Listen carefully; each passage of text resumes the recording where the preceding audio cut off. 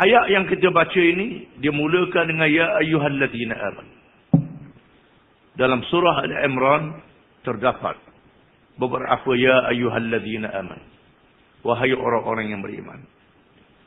Ini merupakan ayat yang pertama. Ya ayyuhalladzina amanu. Wahai orang-orang yang beriman. Yang ditujukan kepada orang-orang yang beriman. Dalam surah Al-Imran. Dan ayat-ayat ini menjelaskan beberapa ayat yang ada di dalam suratul Baqarah. Bahkan dalam suratul Fatihah. Yang menyebut berkenaan dengan ihdinas siratal mustaqim. Siratal ladzina an'amta alaihim. Ghairil maghdubi alaihim waladhdallin. Yang mengatakan bahawa di sana ada 3 golongan. Golongan alladzina an'amta alaihim. Golongan yang Allah beri nikmat pada mereka. Iaitulah golongan beriman yang sebenar. Di kalangan nabi-nabi, siddiqin, syuhada dan orang-orang yang mati syahid serta orang yang saleh. Yang kedua golongan al-maghdubi alaihim. Golongan ahli kitab yang tahu kitab yang tidak beramal dengan kitab. Yang ketiga golongan ad-dhalin. Golongan orang-orang yang sesat.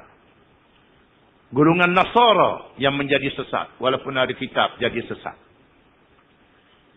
Dan menjelaskan ayat-ayat yang disebut dalam surah Al-Baqarah yang kita baca dulu. Yang menerangkan hidayah daripada Allah Subhanahu wa taala.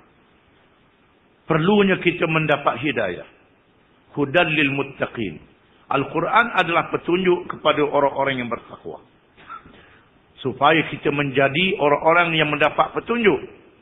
Kita mesti merujuk kepada Al-Quranul Karim. Dan Allah Subhanahu wa taala menerangkan dalam ayat-ayat yang dahulu daripada surah Al-Baqarah dan ayat-ayat yang dahulu daripada surah Al-Imran tentang golongan yang tidak mendapat hidayah daripada Allah. Di antaranya golongan ahli kitab. Golongan yang ada kitab.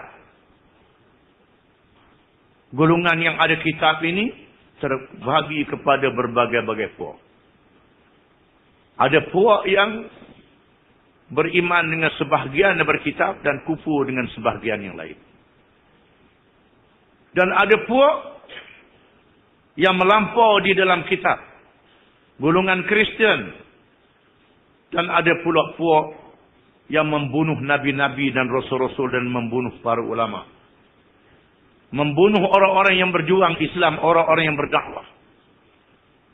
Ini juga adalah dari kalangan ahli kitab. Dan mereka dilaknat oleh Allah Subhanahu wa taala.